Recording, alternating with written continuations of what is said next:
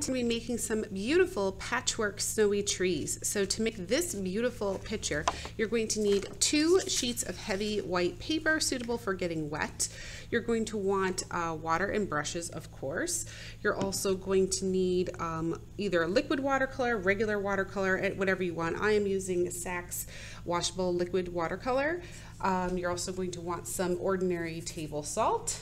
And then for the second sheet, you're going to want to have a variety of scraps of tissue paper and something to adhere them to the paper with. I'm going to be using Mod Podge, but you could easily use liquid Elmer's glue or almost any other adhesive.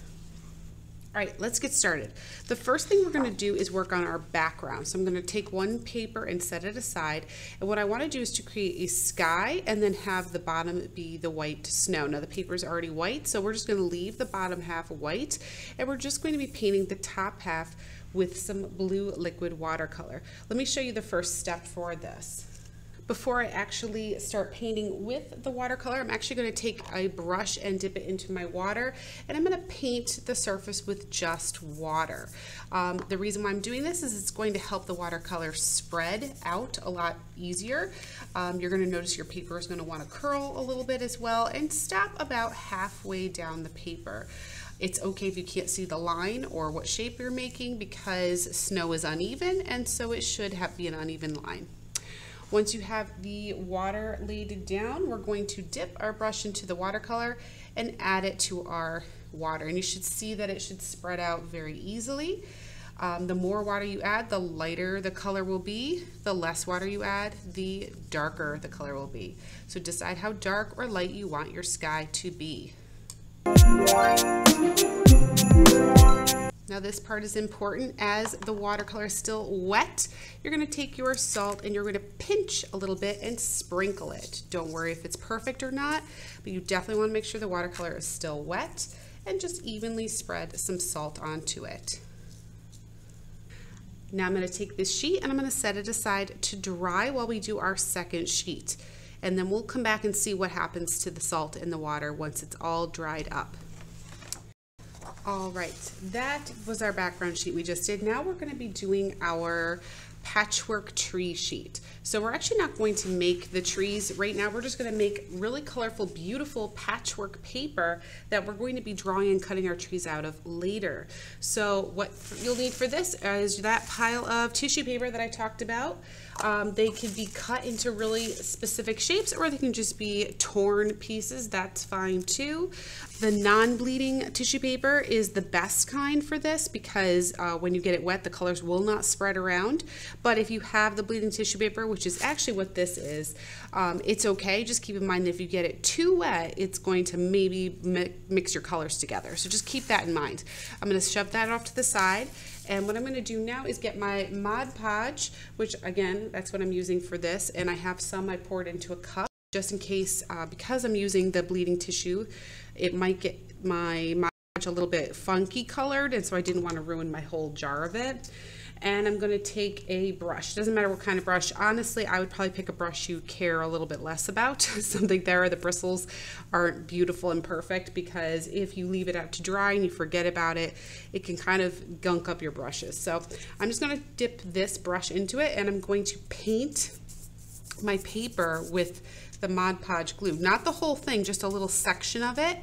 And wherever it is wet and shiny and sort of sticky, which you can sort of see the wetness, I'm going to take a piece of tissue paper and tap it on to flatten it in place.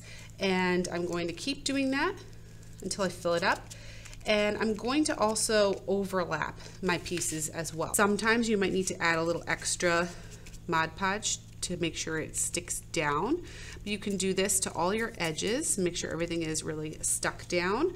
And we're going to keep doing this until we fill most of our paper.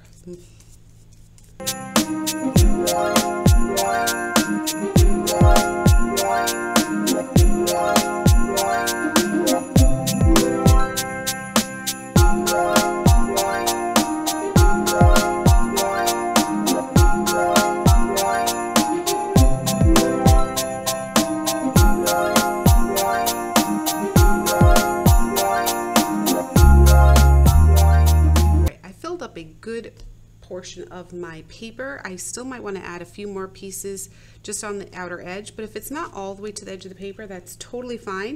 If you see any white spots, just take a blob of Mod Podge and go right on top of those white spots, and then lay some more tissue on there to fill those in, because we don't really want all those white gaps there.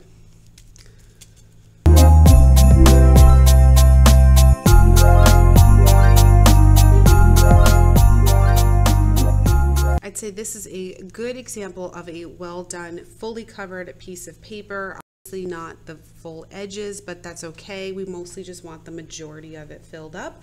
And then the last thing you're gonna do before we let this dry is we want to do one more layer of Mod Podge or glue all over the whole thing so that nothing is dry looking anymore. So there's parts of it that are still dry and sticking up, and there's some parts that are very wet. We want to get everything the same. So I'm gonna take my Mod Podge and I'm going to spread it out on top, or you can dab it, tap up and down. We want to give everything one final good layer, nothing too thick, because we don't want it to be big white globs everywhere, but you want to spread out a nice layer over everything. So one final time of going over everything so everything is gluey and wet. All right, let's check in on that salt and watercolor paper. It still needs to dry, but you can see already what has started to happen. The salt has melted into the watercolor, and it creates this beautiful sort of crystallized texture that looks an awful lot like snow. So we're going to continue to let this dry so that it fully gives us that beautiful snowy background effect. And we will come back after both the patchwork sheet and the background sheet are dry, and we will talk about how we're going to combine the two to create our final piece.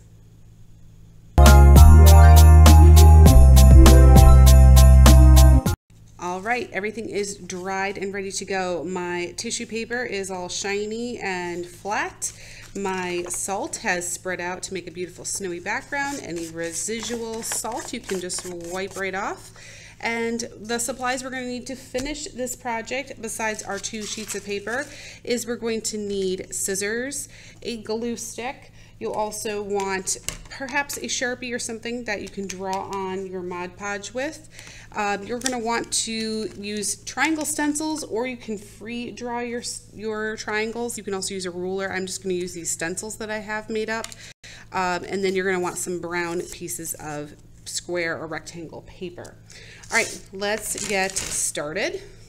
First thing I'm going to do is set aside my background. I don't need it this second. I'm going to get work on making my tree. So I'm going to use my triangle stencils, and I'm going to lay them on top of my patchwork designs, and you can make them all the same size, the same shape. I like to have some variety, so I'm going to be using these 4 different triangles, and where I'm going to put them is I'm going to look for interesting areas that I think look really cool and different, and I'm going to make sure I lay my triangle on top of those areas, and then use my Sharpie with holding my hand on the stencil. I'm using my Sharpie with the other hand to trace and outline my stencil. If it doesn't get traced perfectly, it's okay. And you'll end up with a beautiful sort of triangle shape that you can easily see, and then cut out from there.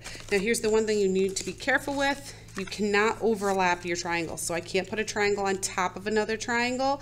It will not cut out correctly. They all have to be not touching.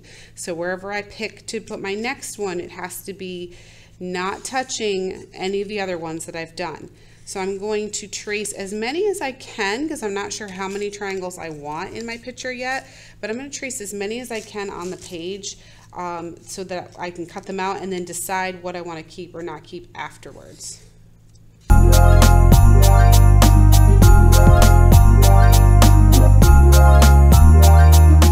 right, now that I've drawn my triangles, I'm cut them out. Now I could just cut them out by cutting right along the line and trying to cut them out one at a time while it's all on one sheet. That can get a really crowded and really challenging to cut. So what I'm going to do instead is I'm just going to cut very loosely big chunks of these triangles. So what I've done here is I've cut the triangle out, but not on the line. I just kind of cut really loosely around it so that each triangle is on its own little piece of paper now, instead of all being stuck together. This is going to be a lot easier when it comes to cutting the triangle itself. So I'm going to now concentrate on one triangle at a time. So now I'm going to take my scissors and I'm really going to slowly try to cut on the line. And I'm just going to cut straight to the end and be done with it. Then I'm going to rotate and cut from the other direction and just cut it till it's off, and then cut the last side. This is the easiest way to do this and getting the best results. So I'm going to cut all my triangles out and then we will talk about assembling them.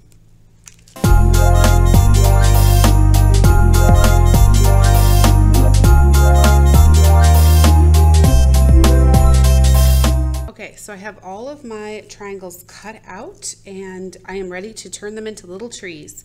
So what you're going to do first is take all your triangles and flip them over. So you're looking at the back side, the white side, so flip them all over.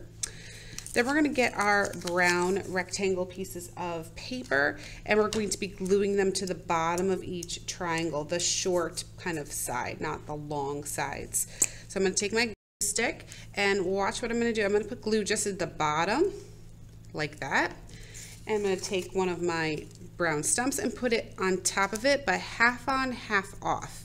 You want it half on, half off so that you have some of the stumps still showing, but enough of it to stick to the paper, the triangle paper, so that it won't fall off. So I'm going to do that with all of them. I'm just putting a little dab of glue, and then every time I put my stump on, I'm making sure I'm putting it half on, half off, which looks a little funny right now, but in a second I'm going to flip it over and you're going to see how cool they look once we put them all together.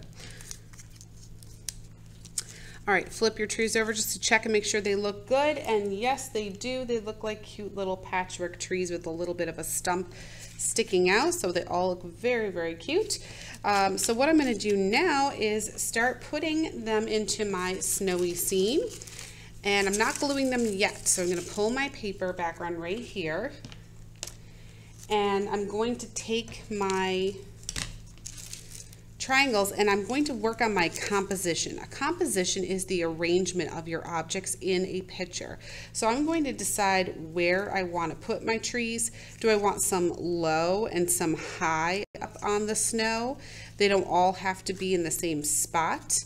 Can I fit all 5, or is there not enough room?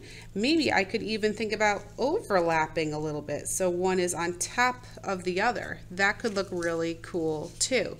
So I'm not gluing yet, I'm just figuring out my composition, figuring out where I want to put everything and how I want things to look. And if I like the way they look in a certain way, keep flipping and moving things around until it's in the direction that you think looks good. Once you've decided on an arrangement, a composition that you think looks really good, we're going to start gluing them in place. So what I'm going to do is I'm going to take one of my trees, my first tree, and I'm going to flip it over, and I'm going to glue it not on the paper, because if I glue it on the paper, if I glue it like this up here, I'm going to get glue all over my paper, which I don't want. So I'm putting it on a placemat. And then I'm going to take my glue stick and I'm going to glue the whole background. You definitely want to glue the outside edges of it, and don't forget to glue your stump as well. Once you've got enough glue all over it, place it back in the spot where you had it before, and use your hand to push down and smooth it out. Make sure you're really pushing down well, because this is pretty thick paper at this point since we did all that Mod Podge, and it doesn't always want to stick very well. So definitely use your hands to rub it into place.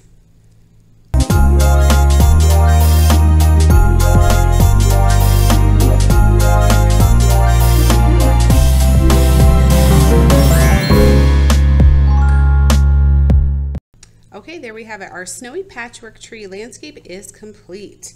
I hope you guys had a lot of fun making this, and I cannot wait to see your beautiful patchwork trees.